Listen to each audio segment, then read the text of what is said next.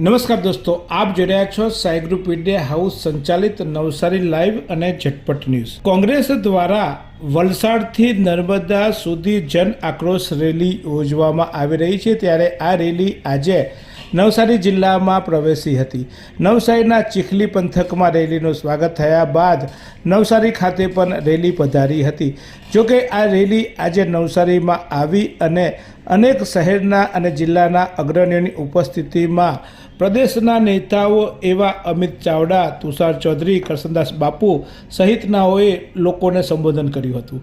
Rally પૂર્વે નવસારીમાં નગરપાલિકા દ્વારા જે ગરીબોની નોટિસ આપી તેમના ઘર તોડવા માટેની કાર્યવાહી હાથ ધરવામાં આવી છે, ત્યારે આ અંગે પણ જન આક્રોશ રેલીના ભાગરૂપે એક પહેલી રેલી યોજાઈ હતી અને એ સ્થાનિકો દ્વારા આ રેલી યોજી કલેક્ટરને આવેદનપત્ર આપવા માટે જિલ્લા કોંગ્રેસના પ્રમુખ શૈલેષભાઈ પટેલ અને ધારાસભ્ય અનંતભાઈ પટેલ સહિતના શહેરના હોદ્દેદારો પહોંચ્યા હતા। જોકે કલેક્ટરે માત્ર 2 થી 5 જણા જ આવી રજૂઆત કરે એવી વાત કરતાં ધારાસભ્ય અને જિલ્લા કોંગ્રેસના પ્રમુખે બહાર ઊભા રહેવું પડ્યું હતું અને પરિણામે તેમણે આક્રોશ વ્યક્ત કર્યો હતો।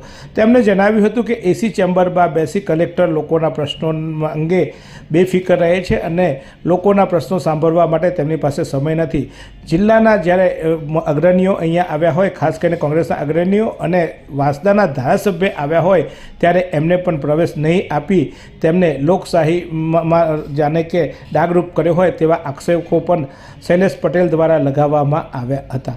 જન આક્રોશ રેલીના આ એક ભાગ બાદ મહાસભા પણ યોજવામાં આવી હતી। રેલીનું ભવ્ય સ્વાગત પણ કરવામાં આવ્યું હતું।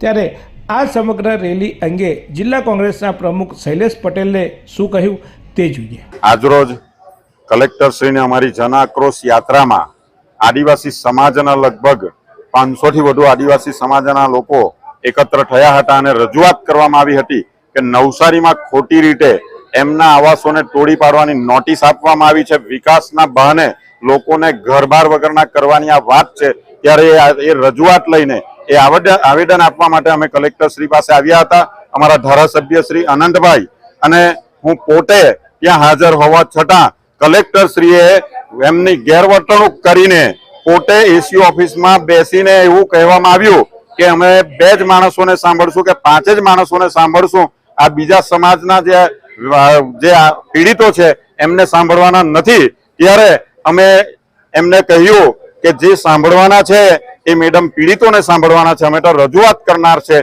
પરંતુ એમણે એમનો નેગેટિવ જવાબ આપતા અને એમનું ગેરવર્તન કરતા એમની ગેરજવાબદારી ઠેરવીને એમણે જે વર્તન કર્યું છે તે યોગ્ય નથી અને આવનારા સમયમાં અમે કલેક્ટર કચેરીનો ધારાસભ્ય શ્રી અનંત પટેલ સાથે ઘેરાવ કરશું અને આ જે પીડિત છે જેમના આવાસ તોડવાની જે નોટિસો આવી છે એમાંથી એક ઈંટ પણ તોડશે તો અમે ચલાવી લેવાના નથી અને આ કલેક્ટરશ્રીને પણ અમે છોડવાના નથી। અમે આવનારા સમયમાં જે કોઈ અમારી સાથે કે અમારા આદિવાસી કચડાયેલા વર્ગ સાથે અન્યાય કરશે તેને અમે છોડવાના નથી। એ વાત કાન ખોલીને કલેક્ટરશ્રી હોય, મામલતદારશ્રી હોય, પ્રાંત અધિકારીશ્રી હોય કે પોલીસ કર્મીઓ હોય સાંભળી લેવાની છે। અમે અન્યાયની સામે લડવા નીકળ્યા છે, અમે મરવાએ તૈયાર છે અને જે કંઈ કરવું પડે એમના માટે તે અમે કરીશું, પણ એમની એક ઈંટ પણ અમે તૂટવા દેશું નહીં। એની બાંયધરી આજે આપીએ છીએ અને આવનારા સમયમાં કલેક્ટર કચેરીનો અમે ઘેરાવ કરવાના છે। કોંગ્રેસના પ્રદેશ અગ્રણી અમિત ચાવડાએ આજે જન આક્રોશ રેલીને સંબોધન કર્યા બાદ પત્રકારોને માહિતી આપતા જણાવ્યું હતું કે સાંસદ સી.આર. પાટીલ સૌથી વધુ મતથી અહીં ચૂંટાયા છે અને તેઓ પોતે જળમંત્રી છે, તેમ છતાંય નવસારીમાં પાણી માટે લોકો વલખા મારે છે। તેમને આડે હાથે સી.આર. પાટીલ અને સ્થાનિક નગરપાલિકા એટલે કે મહાનગરપાલિકાના વિકાસ અને ફ્લાવર શોને પણ લીધા હતા। શું કહ્યું હતું અમિત ચાવડાએ એ જોઈ લઈએ। જન આક્રોશ યાત્રાની દક્ષિણ ગુજરાતમાં શરૂઆત કપરાડા વલસાડથી કરવામાં આવીને આજે યાત્રા નવસારી ખાતે પહોંચી। જે રીતે આજે આખા યાત્રાના રૂટ દરમિયાન નવસારી શહેરમાંથી લોકોએ ખૂબ મોટી સંખ્યામાં જોડાઈને પોતાના પ્રશ્નો રજૂ કર્યા, પોતાની ફરિયાદ, તકલીફ, દર્દ, પીડાને આક્રોશ વ્યક્ત કર્યો કે એક તરફ વિકાસની વાત કરે છે, આ નવસારીના સાંસદ આખા દેશના જલમંત્રી છે, પણ નવસારી શહેરમાં પીવાના પાણીની ખૂબ મોટી સમસ્યાઓ, મહિલાઓ વોર્ડે વોર્ડે આજે પીવાના પાણી માટે એના કકડાટથી ત્રસ્ત થઈ ગઈ છે. ચારે તરફ વિકાસના નામે લોકોના ઘર તોડવા માટે નોટિસો અપાય છે, લોકોના ઘર તોડાય છે.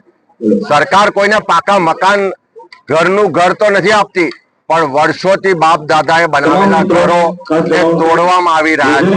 ત્યારે એવા સંજોગોમાં આ નવસારી શહેરમાં ફ્લાવર શો ના નામે કરોડો રૂપિયા ખર્ચાય છે, પણ અહીંયાના રસ્તા સારા નથી બનતા, અહીંના લોકોના સુખાકારી માટેની વ્યવસ્થાઓ નથી થતી. અહીં ચોમાસામાં જે વરસાદી પાણી ભરાય છે, લોકોના ઘર તબાહ થાય છે, એની માટે કોઈ નિકાલની વ્યવસ્થા નથી થતી. ચારે તરફ ભ્રષ્ટાચારની ફરિયાદો છે, ચારે તરફ દાદાગીરી પોલીસની જો હુકમીની ફરિયાદો છે. દારૂ ને ડ્રગ્સને કારણે યુવા પેઢી બરબાદ થઈ જાય છે. મહિલાઓ આજે એકી આક્રોશ સાથે કહી રહી છે કે આ દારૂની બધી બંધ કરાવો, અમારા ઘર બરબાદ થતા અટકાવો. એવા સંજોગોમાં એક સમયે અહીંયા ભારતીય જનતા પાર્ટીના પ્રદેશના અધ્યક્ષ રહી ચૂકેલા આજે દેશના મંત્રી રહે છે, એવા વિસ્તારમાં પણ જનતાને ટેક્સ આપ્યા પછી સારા રસ્તાની સુવિધા નથી મળતી, શુદ્ધ પીવાનું પાણી નથી મળતું, વરસાદી પાણીનો નિકાલ નથી થતો, ક્યાંય કોઈ જાતની સુખાકારી નથી મળતી. એનો આક્રોશ આ નવસારી શહેર અને વિસ્તારના લોકોએ ખૂબ આક્રોશ સાથે રજૂઆત કરી. આ રેલીમાં નવસારી સહિત અનેક વિસ્તારના લોકો જોડાયા હતા અને જ્યારે સભા યોજાઈ ત્યારે આ સભાનું સંબોધન પણ અમિત ચાવડા, કરસનદાસ બાપુ, ધારાસભ્ય અનંત પટેલ સહિતના મહાનુભાવો દ્વારા કરવામાં આવ્યું હતું. કોંગ્રેસ દ્વારા હાલ વિવિધ મુદ્દે ઉગ્ર રજૂઆતો કરવામાં આવી રહી છે, ત્યારે આજે રેલીમાં મોટી સંખ્યામાં કોંગ્રેસી કાર્યકર્તાઓ પણ ઉપસ્થિત રહ્યા હતા. નવસારીના શહેરના કોંગ્રેસના હોદ્દેદારો અને અન્ય તાલુકાના હોદ્દેદારો, મહિલા મોરચાના હોદ્દેદારો સહિત અનેક મહાનુભાવો પણ ઉપસ્થિત રહ્યા હતા. ત્યારે રેલીમાં જે સંબોધન કરવામાં આવ્યા હતા એ સંબોધનની થોડીક ઝલકો પણ અમે અહીંયા આપને મૂકીએ છીએ.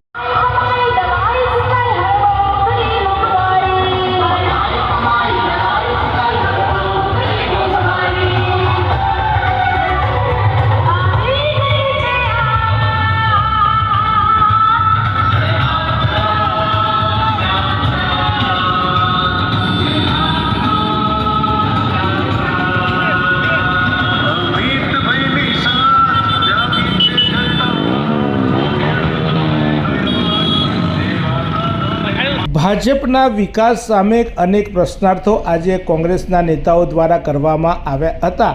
ત્યારે આ અંગે રજૂઆત કરવા જનાર લોકોને પણ કલેક્ટરે નહીં સાંભળતા તેને પણ આક્રોશ વ્યક્ત કરવામાં આવ્યો હતો. આમ આજે એકંદરે કોંગ્રેસે લોકોના મનમાં ઘૂસવા માટેનો પ્રયાસ કર્યો હતો અને સ્થાનિક પ્રશ્નોને રજૂઆત કરવા માટે આ જન આક્રોશ રેલીમાં અનેક લોકો ઉપસ્થિત થયા હતા.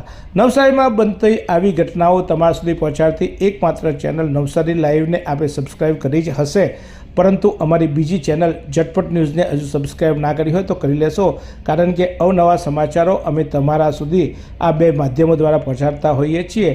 ત્યારે જોતા રહો આ જ રીતે અને સહયોગ આપતા રહો. 22 વર્ષથી દરરોજ લાખો જીવનોમાં આશા અને આરોગ્યનું પ્રકાશ આપતી Kejal life in multi speciality hospital. અદ્યતન સુવિધા સાથેની હોસ્પિટલ, અનુભવી ડોક્ટરો અને ટેકનોલોજી સહિત ઓપરેશન થિયેટર્સ, આઈસીયુ અને એનઆઈસીયુ વિભાગ, 24 કલાક ચાલતી ઇમરજન્સી સર્વિસીસ, મેડિકલ સ્ટોર અને લેબોરેટરીની સુવિધા પણ ઉપલબ્ધ છે. હોસ્પિટલ સેવાઓ જેમ કે ઓર્થોપેડિક વિભાગ, મગજ અને સ્પાઇન વિભાગ, યુરોલોજી અને હૃદય રોગ વિભાગ, જનરલ સર્જરી વિભાગ, ઈએનટી અને ગેસ્ટ્રોએન્ટરોલોજી વિભાગ, બાળ રોગ વિભાગ, ફિઝિયોથેરાપી સુવિધા, ડેન્ટલ, મનોચિકિત્સા વિભાગ, સ્કિન એસ્થેટિક અને પ્લાસ્ટિક સર્જરી વિભાગ અને 800થી વધુ ડાયાલિસિસ કરતું નવસારીનું એકમાત્ર ડાયાલિસિસ સેન્ટર. પરિવાર દીઠ 10 લાખ સુધીની પ્રધાનમંત્રી જન આરોગ્ય આયુષ્માન યોજના કાર્ડની સુવિધા અને વાહન અકસ્માતના સમયે 50,000 સુધીની વાહન અકસ્માત સહાય યોજના અને કેશલેસ સુવિધા પણ ઉપલબ્ધ છે. Kejal life in multi speciality hospital. તમારું સ્વાસ્થ્ય અમારું ધ્યેય.